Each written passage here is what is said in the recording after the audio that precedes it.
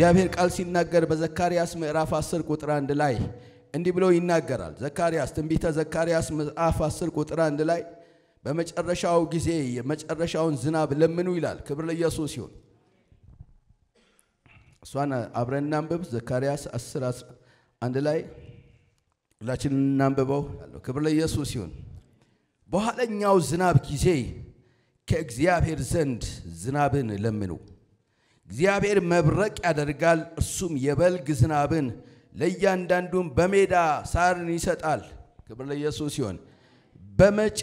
በኋለኛው ዝናብ ጊዜ ከእግዚአብሔር ዘንድ ዝናብን ለምኑ። እግዚአብሔር መብረቅ ያደርጋል፣ እርሱም የበልግ ዝናብ ለእያንዳንዱም በሜዳ ውስጥ ሳርን ይሰጣል ይላል። ክብር ለኢየሱስ ይሁን። ዮሐንስ ወንጌል ምዕራፍ 14 ቁጥር 16 ላይ ደግሞ እንዲህ ይላል። ከቁጥር 15 ጀምሬ በኢየሱስ ስም ላንብበው የተያዙ ስለሆነ ብትወዱኝ ትእዛዜን ጠብቁ፣ እኔም አብን እለምናለሁ ለዘላለም ከእናንተ ጋር እንዲኖር ሌላ አጽናኝ ይሰጣችኋል ይላል። ክብር ለኢየሱስ ይሁን። እርሱም ዓለም የማያውና የማያውቀው ስለሆነ ሊቀበለው የማይቻለው የእውነት መንፈስ ነው። ነገር ግን ከእናንተ ዘንድ ስለሚኖር በውስጣችሁም ስለሚሆን እናንተ ታውቃላችሁ። አባት ሆይ ስለ ሕያው ቃልህ እናመሰግንሃለን። ቃልህን ባርክልን በኢየሱስ ስም አሜን። ዘካርያስ ሲናገር በኋለኛው ጊዜ ዝናብን ለምኑ ሲል ስለ ዝናብ ገዶት ሳይሆን ስለ መንፈስ ቅዱስ እያወራ ነው። ክብር ለኢየሱስ ይሁን። መንፈስ ቅዱስ በተለያየ ስም ተጠርቷል። በዝናብ ተመስሏል፣ በውሃ ተመስሏል፣ በእሳት ተመስሏል፣ በነፋስ ተመስሏል፣ በልብስ ተመስሏል። እነዚህ ሁሉ የተመሰለባቸው ምሳሌዎች በአጠቃላይ የሥራው መገለጫዎች ናቸው። ክብር ለኢየሱስ ይሁን። ዝናብ ከሰማይ ወርዶ ምድርን እንደሚያጠጣት እንድታፈራም እንደሚያደርጋት ቃሌም እንዲሁን የምፈልገውን ያደርጋል የምሻውን ይፈጽማል። የዝናብ ባህሪ ምንድነው? ማረስረስ ነው። የዝናብ ባህሪ ምንድነው? የደረቀውን ነገር ምን ማድረግ ነው? ማለምለም ነው። የጌታ ስም የተመሰገነ ይሁን። የደረቀ ጉቶ እንኳን ከውሃ ሽታ የተነሳ እንደገና ምን ያደርጋል? ያቆጠቁጣል ብሎ የእግዚአብሔር ቃል ይናገራል። ስለዚህ በዚህ በመጨረሻው ዘመን በኋለኛው ጊዜ ሲል መንፈስ ቅዱስ አሰራሩን ልናውቅ ለመንፈስ ቅዱስ ልባችንን ልንከፍት ከመንፈስ ቅዱስ ጋር ህብረት ልናደርግ መንፈስ ቅዱስ በህይወታችን በመድራችን ላይ መንፈስ ቅዱስ እንዲሰራ መፍቀድ ለአንድ ክርስቲያን ትልቁ ቁልፍ የሆነ ነገር ነው። ወገኖቼ ይህ ዘመን የመንፈስ ቅዱስ ዘመን ነው። ኢየሱስ ክርስቶስ ሲሄድ እኔ ሄዳለሁ አጽናኙንም መንፈስ ምን አደርግላችኋለሁ እልክላችኋለሁ ይላል። ክብር ለኢየሱስ ይሁን። አሁንም ያነበብነው ክፍል ላይ ዮሐንስ 14 ቁጥር 16 ላይ ብትወዱኝ ምን ጠብቁ? ትእዛዜን ጠብቁ፣ አብን እለምናለሁ ለዘላለም ከእናንተ ጋር እንዲኖር አጽናኝን እልክላችኋለሁ አለ። ክብር ይሰጣችኋል አለ። ክብር ለኢየሱስ ይሁን። ይህ አጽናኝ ከማን ጋር የሚኖር ነው? ከእኛ ጋር የሚኖር በውስጣችን የሚኖር ነው። የእግዚአብሔር ስም የተመሰገነ ይሁን። ከእኛ ጋር ይኖራል፣ በውስጣችን ይኖራል። ስለዚህ ስለ መንፈስ ቅዱስ በነቢያት ትንቢት ተነግሮለታል። በነቢያት ትንቢት ተነግሯል። የእግዚአብሔር ቃል በኢዩኤል ምዕራፍ 2 ከ28 ጀምሮ እስከ 29 ሄዳችሁ ስትመለከቱ በመጨረሻው ቀን መንፈሴን በስጋ ለባሽና በስጋ ለባሽ ሁሉ ላይ አፈሳለሁ፣ ወንድ ልጆቻችሁ ትንቢትን ይናገራሉ፣ ሽማግሌዎቻችሁ ራእይን ያያሉ ብሎ የተናገረበትን ክፍል ይናገራል። እዛ ቦታ ላይ እናገኛለን። ምንድነው? በመጨረሻው ዘመን መንፈሴን በስጋ ለባሽ ሁሉ ላይ አፈሳለሁ ብሎ ትንቢት ተናግሯል። ይህንን ትንቢት ወገኖቼ ሐዋርያት ሥራ ምዕራፍ 2 ላይ የእግዚአብሔር መንፈስ በወረደበት ቀን ጴጥሮስ አንስቶ የተናገረው ነገር ነው። በሐዋርያት ሥራ ምዕራፍ 2 ላይ ሲፈጸም እንመለከታለን። ክብር ለኢየሱስ ይሁን። ፍጻሜ ሲያደርግ መንፈስ ቅዱስ በእያንዳንዱ ላይ ሲወርድ እናያለን። ይህ ብቻ አይደለም። በሕዝቅኤል 36 ቁጥር 27 ላይ ሄዳችሁ ተመልከቱ። መንፈሴም በውስጣችሁ አኖራለሁ፣ የሥጋን ልብ ከውስጣችሁ አወጣለሁ፣ ሕጌንም በውስጣችሁ አኖራለሁ፣ በትእዛዜም አስኬዳችኋለሁ ይላል። ክብር ለኢየሱስ ይሁን። ማስተሄዳላችሁ አይደለም፣ አስኬዳችኋለሁ።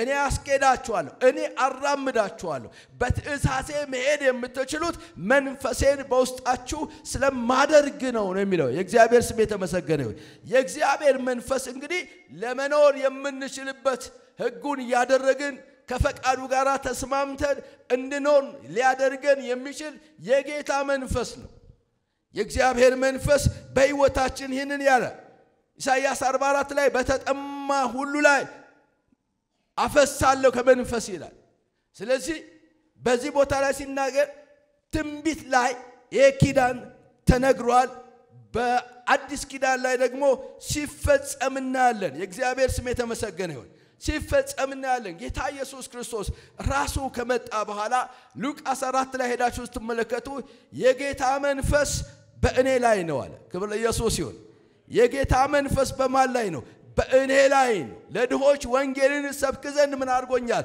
ቀብቶኛል አለ ክብር ለኢየሱስ ይሁን እና ይህ የጌታ መንፈስ ታዲያ ይህ የሚሰራው የጌታ መንፈስ በእኛ ውስጥ እንዳለ መንፈስ ቅዱስ ከነገረን በእኛ ውስጥ እንደሚኖር መንፈስ ቅዱስ ከነገረን እንዴት ነው ይህ የጌታ መንፈስ በእኛ ውስጥ እየኖረ ስራውን እንደሚገባ መስራት እንዲችል የሚችለው ብለን መጠየቅ ይገባናል በተለይ ደግሞ አንዳንዶቻችሁ ምናልባት ከመንፈስ ቅዱስ ጋር ያላችሁ ልምምድ ደካማ ከሆነ ከመንፈስ ቅዱስ ጋር ያላችሁ ህብረት የደከመ ከሆነ አንድ ነገር እንድታውቁ ፈልጋለሁ እግዚአብሔር በመንፈስ ቅዱስ ሙላት እንድትመላለሱ እግዚአብሔር ይፈልጋል ይህ የእግዚአብሔር ፈቃድ ነው አሜን መንፈስ ቅዱስ በሙላት እንድትመላለሱ ይህ የእግዚአብሔር ፈቃድ ነው መንፈስ ቅዱስ በውስጣችሁ ከሌለ መንፈስ ቅዱስ በእናንተ ላይ ከሌለ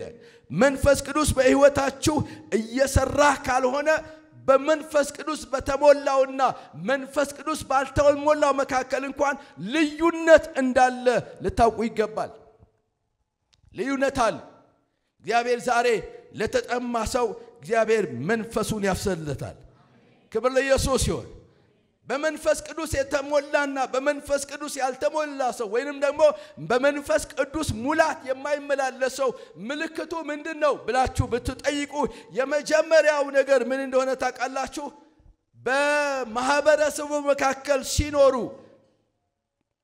ስለ ጌታ ስለ ኢየሱስ ክርስቶስ መመስከር ፈሪዎች ይሆናሉ በድፍረት መመስከር አይችሉም በድፍረት እምነታቸውን መግለጥ አይችሉም በድፍረት በጽድቅ መመላለስ አይችሉም አቅም አይኖራቸው ለምን ካላችሁ መኖር የሚቻለው በጌታ ቤት መኖር የሚቻለው ክርስትናን በትክክል መኖር የምትችሉት በመንፈስ ቅዱስ ኃይል ብቻ ነው ካለ መንፈስ ቅዱስ በፍጹም አትችሉም ካለ መንፈስ ቅዱስ በፍጹም አትችሉም ደፋሮች የምትሆኑት መንፈስ ቅዱስን ስትሞሉ ነው በጌታ በኢየሱስ ስም ዛሬ ትሞላላችሁ ደፋር ትሆናላችሁ በጌታ በኢየሱስ ስም ዛሬ ያመነ ሰው ጸልያለሁ ይቀበላል ደፍሮ የሚናገር ሰው ይሆናል በጌታ በኢየሱስ ስም ዘመዶቹን በመንፈስ ቅዱስ ኃይል የሚወርስ ሰው ይሆናል ለምድር ምስክር ሆኖ መውጣት የሚችልበት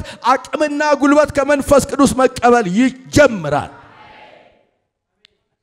እና እንደዚህ አይነት ሰዎች ካላችሁ ወንድሞቼና እህቶቼ ልንገራችሁ በፍጹም ምስክርነት በፍጹም በጽድቅ መኖር የሰው ጉልበት ሳይሆን የመንፈስ ቅዱስ ኃይል ነው ክብር ለኢየሱስ ይሁን ካለ መንፈስ ቅዱስ ኃይል በድፍረት እምነትን መግለጥ አትችልም መኖር አትችልም ካለ መንፈስ ቅዱስ ኃይል በፍጹም እምነትን መናገር አትችልም አንደበትን ከፍተ መናገር እንኳን የማትችልበት አህል ይደርሳል ምክንያቱም ወገኖቼ በመድር ላይ ስንኖር በእያንዳንዱ ተግባር ጀርባ የመንፈስ አሰራር አለ በእነሱ ካለው ይልቅ በእኛ ያለው ይበልጣል ማለት የምንችለው መንፈስ ቅዱስ እንሞላ ብቻ ነው አሜን የእግዚአብሔር ስም የተመሰገነ ይሁን መንፈስ ቅዱስ ለመኖር መንፈስ ቅዱስ እምነታችን ለመግለጥ መንፈስ ቅዱስ ለመመስከር ትልቁ በህይወታችን የሚሰራው እግዚአብሔር መንፈስ ቅዱስ ነው አሜን ትላላችሁ መንፈስ ቅዱስ የመጣው ለዚህ ነው መንፈስ ቅዱስ የመጣው ለዚህ ነው መንፈስ ቅዱስ ከሌለ በህይወት መንፈሳዊ ስጦታ መገለጥ አይችልም መንፈሳዊ ስጦታዎች የሚገለጡት በመንፈስ ቅዱስ ነው አንደኛ ቆሮንቶስ ምዕራፍ 12 ከ4 እስከ 11 ድረስ ሄዳችሁ ተመልከቱ ስለ መንፈስ ቅዱስ ስጦታ ይናገራል አንዱ መንፈስ ለአንዱ ትንቢት መናገርን ይሰጠዋል ለአንዱ ዕውቀት መናገርን ይሰጠዋል ለአንዱ ጥበብ መናገርን ይሰጠዋል ለአንዱ ተአምራት ማድረግን ይሰጠዋል ለአንዱ በልሳን መናገር ይሰጠዋል ለአንዱ በልሳን የተነገረው መተርጎም ይሰጠዋል ለአንዱ ተአምራት የማድረግን ስጦታ ይሰጠዋል መንፈስ ቅዱስ ወደ ህይወት በሚመጣበት ጊዜ በአንተ ውስጥ የሚገለጥ የጸጋ ስጦታ አለ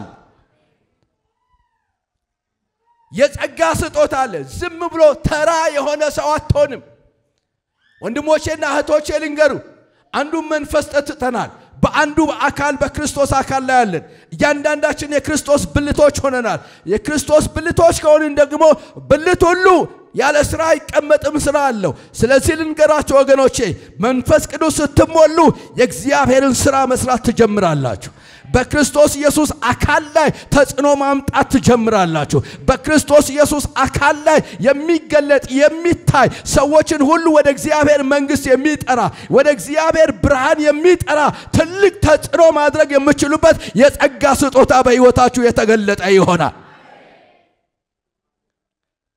መንፈስ ቅዱስ የጸጋ ስጦታ የሚገለጠው መንፈስ ቅዱስን ስትሞላን ባንተ ውስጥ ያለው የመንፈስ ቅዱስ ኃይል ሲገለጥ አሜን ክብር ለኢየሱስ ይሁን የጸጋ ስጦታ እንዲገለጥ ትፈልጋለህ መንፈስ ቅዱስ ይውረድብህ መንፈስ ቅዱስ በኢየሱስ ስም ይሙላ እግዚአብሔር ለመስጠት ፈቃደኛ ነው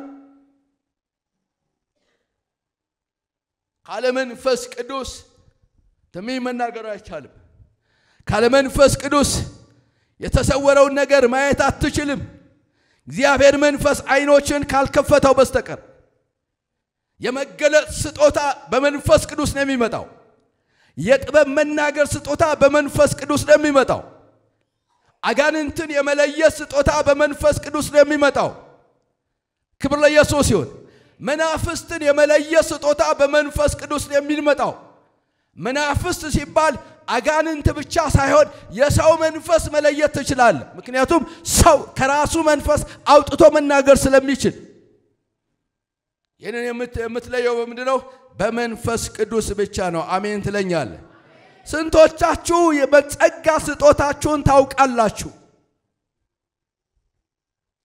ይህንን ጥያቄ ራሳችሁን እንድትጠይቁ ፈልጋል ምክንያቱም እናንተ በክርስቶስ ኢየሱስ አካል ላይ ያላችሁ ብልቶች ናችሁ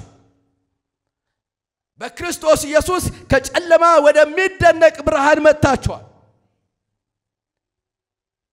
የእግዚአብሔር ቤተሰብ ናችሁ እግዚአብሔር በቤተሰቡ ላይ ደግሞ የጸጋ ስጦታውን ሰጥቷል አሜን ትላላችሁ እንግዲህ የጸጋ ስጦታ ከሰጠ ያንዳንዳችሁ የራሳችሁን የጸጋ ስጦታ ለይታችሁ የእግዚአብሔርን ቤተሰብ ማገልገል ይጠበቅባችኋል ስለዚህ የጸጋ ስጦታ በህይወት በሚገለጥበት ጊዜ ተገልጋይ ብቻ አትሆንም አገልጋይ ትሆናል ያንተ መኖር ይፈለጋል ያንተ እግር ይፈለጋል ያንተ እጅ መድኃኒት ይሆናል አንደበት ለበረከት ይፈለጋል ክብር ለኢየሱስ ይሁን የእግዚአብሔር የጸጋ ስጦታ ሲገለጥ ከተራ ሰውነት እግዚአብሔር ያወጣቸዋል እግዚአብሔር ስም የተመሰገነ ይሁን መንፈስ ቅዱስ በህይወት ካልተገለጠ በስተቀር የመንፈስ ቅዱስ ፍሬ የሚባል ነገር አታገኝም በመንፈስ ቅዱስ የተሞሉና በመንፈስ ቅዱስ ያልተሞሉ ሰዎች ከባህሪያቸው ታውቋቸዋላችሁ በመንፈስ ቅዱስ ያልተሞሉ በስጋ የሚመላለሱ ሰዎች የስጋን ፍሬ ነው የሚያፈሩት የስጋ ፍሬም የተገለጠ ነው ይላል መጽሐፍ ቅዱስ ገላትያ 5:19 ላይ የስጋ ፍሬም የተገለጠ ነው ዝሙት እርኩሰት መዳራት ጣዖትን ማምለክ ማርት ጥል ክርክር አድመኝነት መናፍቅነት እነዚህ የመሰሉ ሁሉ የስጋ ፍሬዎች ናቸው የመንፈስ ቅዱስ ፍሬ ግን ምንድነው ይላል? ትዕግስት፣ ቸርነት፣ በጎነት። ሃሌሉያ! ራሱ ስሙ በጣም ደስ ሲል ትዕግስት፣ ቸርነት፣ በጎነት፣ ፍቅር እነዚህ የሚገለጥባቸው ናቸው። ክብር ለኢየሱስ ይሁን። ወንድሜ በጣም ቸኳይ ኮንክ ታጋሽ እንድትሆን መንፈስ ቅዱስ ይሙላብህ። አሜን ትለኛለህ? ክብር ለኢየሱስ ይሁን። በጣም ስስታም ኮንክ በጎነትን እግዚአብሔር እንዲሞላብህ ከፈለክ በመንፈስ ቅዱስ ተሞላ። የሰው ቸርነት በጣም ነው። የእግዚአብሔር ቸርነት ሲገለጥ ግን ለጠላቶቹ ይዘረጋል። አሜን። ልዩነት አለው። በመንፈስ ቅዱስ የሆነ በጎነት በሚሆንበት ጊዜ ለአንተ ለወላጅ አይደለም ለጠላት የምትተርፍ ትሆናል። ለጠላት መጠለያ የምትሰጥ ትሆናል። ለጠላት የምትራራ ትሆናል። ምህረት አድራጊ ትሆናል። ቂም ያዥ አትሆንም። ቂመኛ አትሆንም። አንዳንድ ሰው ቂመኛ ነው፣ ጉንዳን ነው፣ ከያዘ አይለቅም። ለምን ካላችሁ በስጋ ስለሚኖር ነው። እግዚአብሔር በመንፈስ ቅዱስ መኖር ሲጀምር አንድ ቀን አያድርም፣ የይቅርታ ሰው ይሆናል። አንድ ቀን አያድርም ወንድሞቼ፣ አንድ ቀን ማደር አይችልም። ቶሎ ብሎ ይቅርታን የሚጠይቅ ሰው ይሆናል። በይቅርታ መንፈስ የሚመላለስ ሰው ይሆናል። ለምን ካላችሁ የእግዚአብሔር የመንፈሱ ፍሬ አንደኛው ይቅርባይነት ነው። ይቅርባይነት ነው።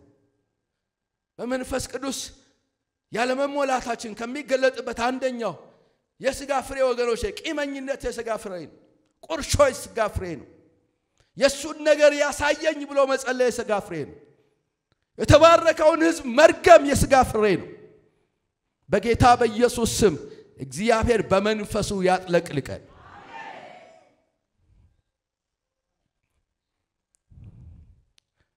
በመንፈስ ቅዱስ ያልተሞሉ ሰዎች በመንፈስ መመራት አይችሉም። ደስ አለኝ በሚል ነው የሚመሩት። ሳየው ደስ አለኝ። ልታገባት ነው አሁን። ለምን ታገባታል? ሳያት ደስ አለኝ። በነገራችን ላይ ሰይጣንን የምታዩት እንደ ጭራቅ ነው አይደል? ይሄ ቀንድ ያለው በጣም ጥቁር ያገጠጠ ምናምን አድረ እኔ ልንገራችሁ ሰይጣን በጣም ቆንጆ ነው። መጽሐፍ ቅዱስ የሚለው በውበቱ ነው አንደኛው የታባየው። ታውቃላችሁ? በውበቱ ነው።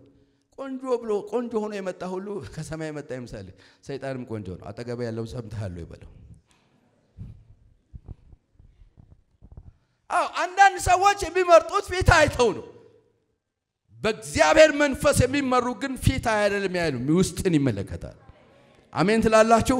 ሮሜ 8 ላይ ሄዳችሁ ስትመለከቱ በጌታ መንፈስ የሚመሩ እነርሱ የእግዚአብሔር ልጆች ናቸው ይላል።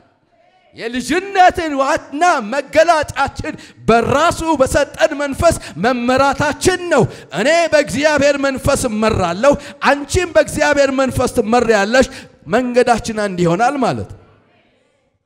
አሜን። አጠገብ ያለውን ሰው አረ በጌታ መንፈስ ተመራ በሉት። ሊመራ የሚችል የጌታ መንፈስ አለ። አትጭበረበርም። የእግዚአብሔር መንፈስ ሲመራ አትጭበረበርም። የእግዚአብሔር መንፈስ ሲመራ አትሰናከልም። የእግዚአብሔር መንፈስ ሲመራ እግዚአብሔር ያለ ቦታ ላይ ያደርሳል። ጨለማ እንኳን ቢኖርህ በጨለማ ውስጥ ብርሃንን እየሰጠ ያሻግራል። እግዚአብሔር መንፈሱ ይምራ። አሜን በለኝ። እግዚአብሔር መንፈሱ ይምራ። ብዙዎቻችን ምሪትን ስንፈልግ ነቢያትን እንፈልጋለን። ቃል አውጣ እግዚአብሔር ስለኔ ምን ይላል እንላለን። ጥሩ ነው፣ እሱ አንደኛው መንገድ ነው። ግን እንደዛ እንድትያልክ እንድትኖር እግዚአብሔር አይፈልግም። በስማ በለው መኖር ትክክል ነው። አንተ በግ ነህ፣ ፍየል አይደለም። አጠገብ ያለውን ሰው በግ ነህ በለው። በጎች የአባታቸውን ድምጽ ይሰማሉ። የእግዚአብሔር ቃል ሲናገር በጎቼ ድምጼን ይሰማሉ፣ እነሱ ምን ያደርጉኛል? ይከተሉኛል አለ። ክብር ለኢየሱስ ይሁን። እንግዲህ አንተ በግ ከሆንክ እግዚአብሔር የማይናገር ምክንያት ምን አለ? አንተ በግ ከሆን እግዚአብሔርን የማሰማበት ምክንያት ምን አለ? መንገዱ በዚህ ነው የማይል ምክንያት ምን አለ? በእግዚአብሔር በመንፈስ ቅዱስ የተሞሉ ሰዎች በመንፈስ ቅዱስ ምሪት ይወጣሉ፣ ይገባሉ። ምርጫቸው በመንፈስ ቅዱስ የተመራ ይሆናል። መንገዳቸው በመንፈስ ቅዱስ የተመራ ይሆናል። በተከፈተ በር ሁሉ አይገቡም። ለመጥፋት እኮ የተርሴስን በር ለዮናስ ተከፍቷል።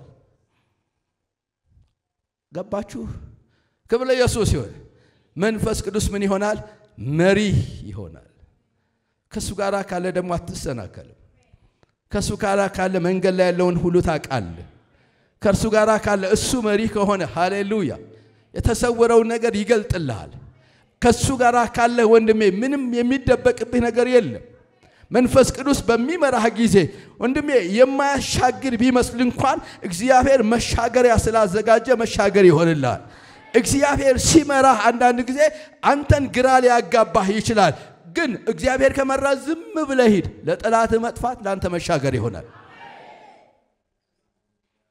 መንፈስ ቅዱስ ይምራህ አሜን በመንፈስ ቅዱስ የሚመሩ ሰዎችና እንዲሁ የሚመሩ ሰዎች ይለያያሉ ለምን እንደዚህ ያደረክ ብትለው ደስ አለኝ ይላል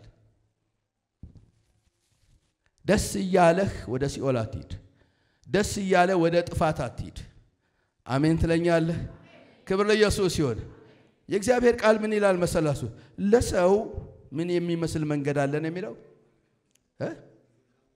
መልካም የሚመስል መንገድ አለ ፍጻሜው ግን ምንድነው ይላል የሞት ነው ይላል ደስ ባለኝ አይከድም መንፈስ ቅዱስ ኮንፎርም ያደርግልሃል አሜን ትላላችሁ መንፈስ ቅዱስ ኮንፎርም ያደርግልሃል ትሄዳል እግዚአብሔር ስም የተመሰገነ ይሁን በመንፈስ ቅዱስ ያልተሞሉ ሰዎች በኃጢአት የሚሸነፉ ሰዎች ይሆናሉ ኃጢአት ይገዛቸዋል እግዚአብሔር ቃል ሲናገር እኛን ኃጢአት አይገዛንም ይላል ክብር ለኢየሱስ ይሁን አሜን ትላላችሁ ኃጢአትን ማሸነፍ የምችለው በመንፈስ ቅዱስ ኃይል ነው አለበለዚያ የሥጋ መልኩስና ማለት ቀላል አይደለም ሥጋ ቢመለኩስ አይመለኩስም ዛማዶ ሄዳችሁ ብትመለከቱ መናገር እየቻሉ የማይናገሩ ሰዎች አሉ ደናነ ስትለው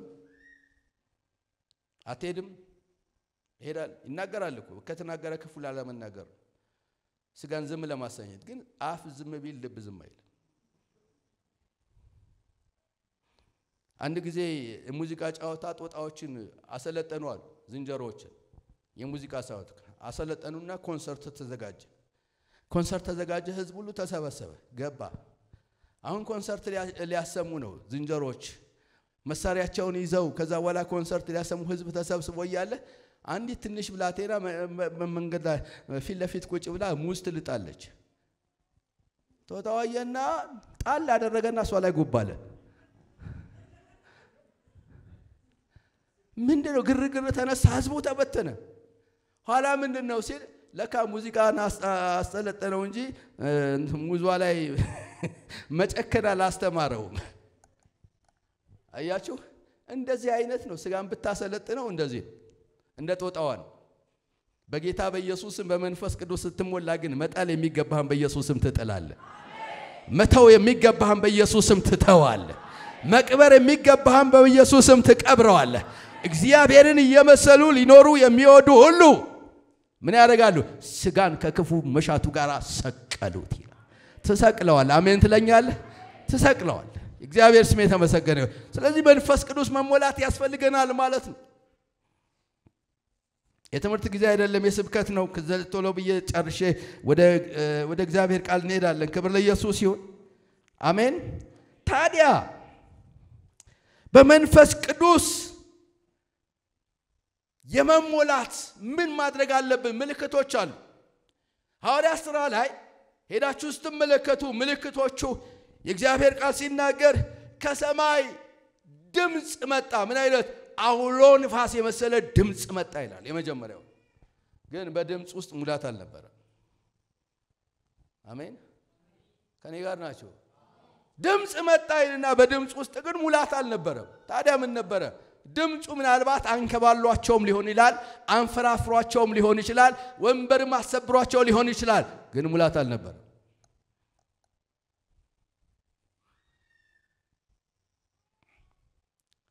ከዛስ እንደ እሳት የተከፋፈሉ ልሳኖች በላያቸው ላይ ተቀመጡባቸው ይላል እሳት ምንድነው ስራው እሳት ማጥራት ስራው ነው ያጠራል ሚልኪያስ ላይ ሄዳችሁ ተመልከቱ ምዕራፍ 3 ላይ የሌዊን ልጆች ምን ያደርጋቸዋል ይላል ያነጥራቸዋል ይላል ያጠራቸዋል ይላል ከዛ በኋላ የተቀደሰ ቁርባኔን ያቀርቡልኛል ይላል። በጌታ በኢየሱስ በመንፈሱ እሳት መጥራት ይሆነልን። ያጠራል ይላል። እሳት ያነጻል፣ እሳት ያጸዳል፣ እሳት ገለባውን ይበላል፣ ያስወግደዋል፣ ንጹህ ያደርገዋል። እግዚአብሔር ስም የተመሰገነ ይሁን። እሳት ታየ ይላል። ሶስተኛና መጨረሻ የሚናገሩትን ቋንቋ ሰጣቸው ይላል። ክብር ለኢየሱስ ይሁን። እያንዳንዳቸው በተሰጣቸው ቋንቋ መናገር ጀመሩ ይላል። ይህንን ነው ምልክት የሚለው። አንዳንድ ሰው እንደዚህ ብሎ ይናገራል። እኔ ጌታን ተቀብያለሁ፣ መንፈስ ቅዱስ በእኔ ውስጥ እንዳለ አውቃለሁ ይላል። ጥሩ፣ መንፈስ ቅዱስ በአንተ ውስጥ አለ አይደል? ክብር ለኢየሱስ ይሁን። አሜን አሜን ይባላል። ክብር ለኢየሱስ ይሁን። መንፈስ ቅዱስ በአንተ ውስጥ አለ አይደል? የእግዚአብሔር ቃል ግን ሄዳችሁ ሐዋርያት ሥራ ላይ ስትመለከቱ ሐዋርያት ሥራ ላይ ሄዳችሁ ስንመለከት ጌታ ኢየሱስ ክርስቶስን በተቀበላችሁ ጊዜ መንፈስ ቅዱስን ተቀበላችሁን ብለው ጠየቋቸው ይላል አይልም? ተቀበላችሁን ሲል አይ ስለ መንፈስ ቅዱስ እንኳን እኛ አልሰማንም መኖሩንም አናቅም አለ። አይ እንግዳውስ አለና እጆቻቸውን ጫኑባቸው፣ በእያንዳንዳቸው ለመንፈስ ቅዱስ ወረደ። መንፈስ ቅዱስ በሰጣቸው ቋንቋ መናገርን ምን አደረጉ ላይ ጀመሩ ይላል። ወገኖቼ በቂ ቢሆን ኖሮ አይጠይቃቸውም ነበር። ጌታ ኢየሱስ ክርስቶስን መቀበል ብቻ በቂ አይደለም። በመንፈስ ቅዱስ መሞላት ደግሞ ሙሉ ሰው ያደርጋል። አሜን ትለኛለህ? በቂ አይደለም፣ በቂ አይደለም። ሃሌሉያ! እግዚአብሔር ስም የተመሰገነ ይሁን። በቂ አይደለም። ስለዚህ መንፈስ ቅዱስን መቀበል ወገኖቼ ምልክቱ በቋንቋ በአዲስ ልሳን መናገር ነው። ይሄ አዲስ ልሳን መናገር ወገኖቼ ተአምራት ነው። ያልተማርከውን ቋንቋ ብትናገር ምናልባት ያንን የሚያቀው ቋንቋ ተናጋሪ አጠገብ ቢኖር በዛ ቋንቋ ይሰበካል፣ ይጽናናል፣ ይፈወሳል፣ እግዚአብሔርን ያከብራል። ክብር ለኢየሱስ ይሁን። አሜን። በሐዋርያት ሥራ ላይ የነበሩ ቋንቋውን ይናገሩ ሰዎች ሲናገሩ ሰሟቸው። ከተለያየ ሀገር መጥተው ሲሰሟቸው እግዚአብሔርን በቋንቋቸው ያመሰግኑ ነበር ይላል። ክብር ለኢየሱስ ይሁን። ከዛ በኋላስ ያልተማሩ ሰዎች እንደሆኑ አወቁ ይላል። ታምራት ነው። በልሳን መናገር ወገኖቼ በውሃ ላይ እንደመሄድ ጴጥሮስ በውሃ ላይ ና ሲለው በውሃ ላይ እንደተራመደ አይነት ታምራት በልሳን መናገር ታምራት ነው። አሜን ትለኛለህ? አጠገብ ያለውን ሰው እንዲህ በለው፣ በልሳን መናገር ታምራት ነው በለው። ስለዚህ ይህንን ታምራት የምትቀበል ከሆነ ዛሬ ትናገራለህ በል። ታምራት ነው። የጌታ ስም የተመሰገነ ይሁን። በልሳን መናገር ምን ነው? ታምራት ነው። በልሳኖቻቸው ምን አደረጉ ይላል? ተናገሩ ይላል። መንፈስ ቅዱስን በምትሞላበት ጊዜ የሚሆነው በአዲስ ቋንቋ መናገር ነው። የጌታ ስም የተመሰገነ ይሁን። በአዲስ ቋንቋ ምን ማድረግ? መናገር። እናገራለሁ በሉ እስቲ። ድገሙና በሉ እናገራለሁ በሉ እስቲ። የእግዚአብሔር ስም የተመሰገነ ይሁን። መናገር ነው። ተናገሩ። በመንፈስ ቅዱስ ምን አደረጉ? ተናገሩ። ክብር ለኢየሱስ ይሁን።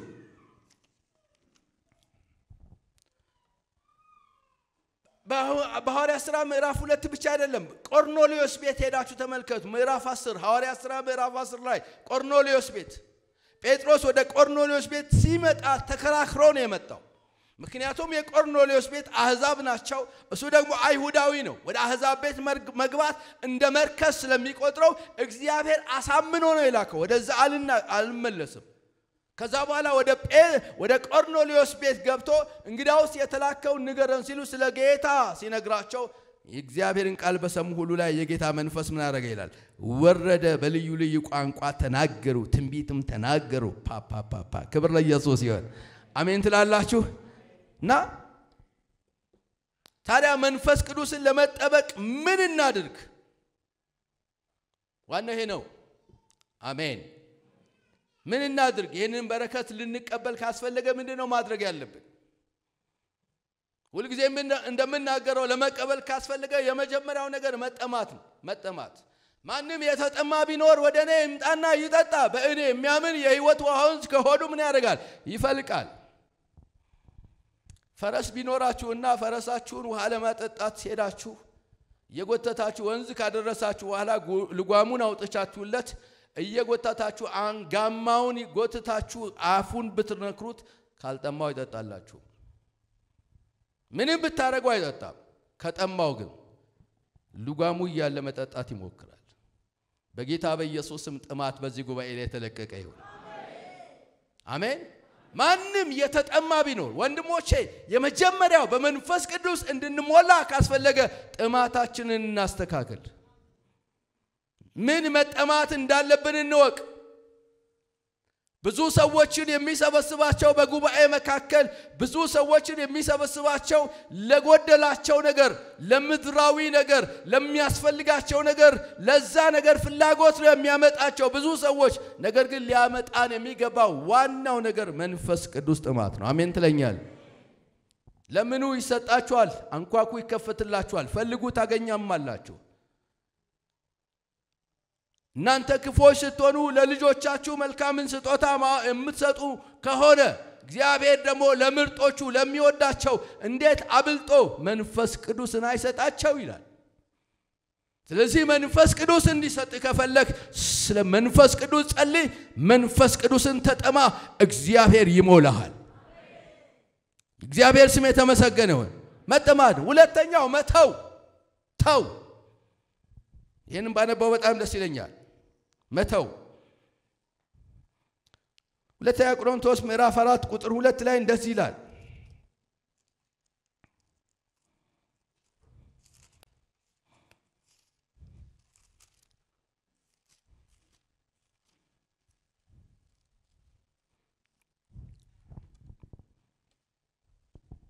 ነገር ግን የሚያሳፍረውን ስውር ነገር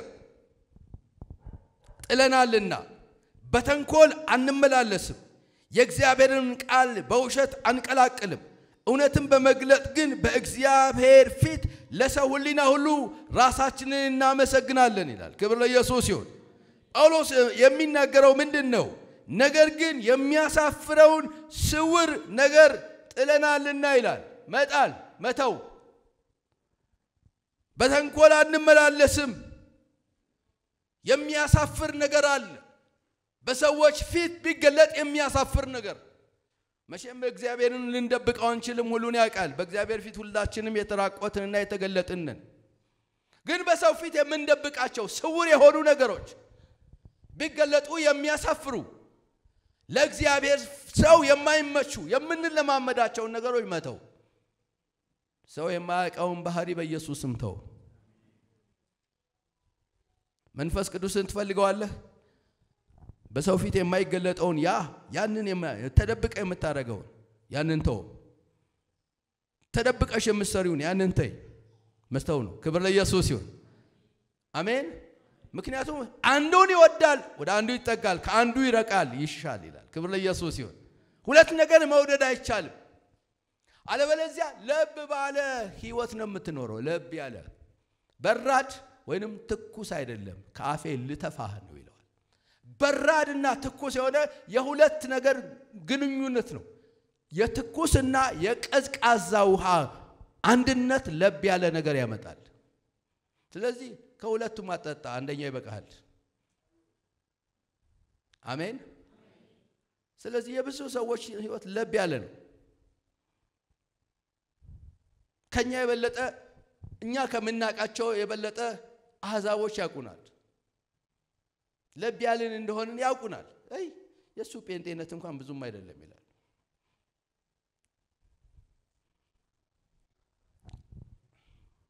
ሶስተኛው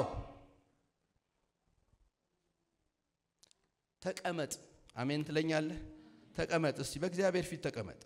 ሲያጠገብ ያለውን ሰው በእግዚአብሔር ፊት ተቀመጥ በሉት። አሜን። እስቲ በእግዚአብሔር ፊት ተቀመጥ። እግዚአብሔር ይህ በሐዋርያት ሥራ ምዕራፍ 2 ላይ በላይኛው በሰገነቱ ላይ አብረው 120 ምን አድርገው ነበር ይላል ተቀምጠው ነበር ይላል አሜን ትለኛለህ በእግዚአብሔር ፊት ምን አድርገው ተቀምጠው ነበር አንዳንዱ ሰው በጣም ይገርመኛል እዚህ ፕሮግራም እየተካፈለ ውጪ ስልክ ይጠብቃል ስለዚህ ሰው አላየው ድርሲል ሚስኮል ሲያደርግለት ሰይጣን ያለ ተቀመጥ ምድራት ተገለበጥ እስቲ በእግዚአብሔር ፊት ተቀመጥ ጊዜ ይኖርህ ለጌታ የምትለይበትን ጊዜ ይሄ የጌታዬ ጊዜ ነው የምትለው ጊዜ ይኖርህ በጌታ ፊት ምክርን የምትቀበልበት በጌታ ፊት ምሪትን የምትቀበልበት ጌታን የምትሰማበት ጌታ ሆይ ናፈቅኩ ጌታ ሆይ ወደድኩ መንፈስ ቅዱስ ሆይ ሙላኝ የምትልበት ጊዜ ይኖርህ አሜን ትለኛለህ እስቲ ተቀመጥ አጠገብ ያለው ሰው ተቀመጥ ያንዳንዱ ሰው ነገር የሚፈታው በነገራችን ላይ በመቀመጥ ነው ቀን ሮጠህ ማታ ሮጠህ እንዴት ይቻላል ለሊት ተኝተህ ጧት በርግጫ ተነስተህ እንዴት ይቻላል በኢየሱስም በእግዚአብሔር ፊት ተቀመጡ እኔ መንገድን ማሳያችሁ ይኸውልህ ከሰማኸኝ የሚቀጥለው ሳምንት እንደዛሬ አትመጣም ተለውጠህ ትመጣለህ ምታደርገው ከሆነ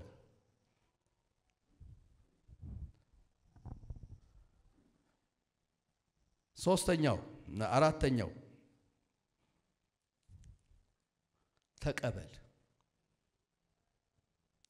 ከጠየቅ መቀበል መብት ነው አሜን መብትህ ነው በሉት ታጠገባችሁ ያለውን በመንፈስ ቅዱስ መሞላት መብትህ ነው በሉት በመንፈስ ቅዱስ መሞላት መብቴ ነው እንበል እስቲ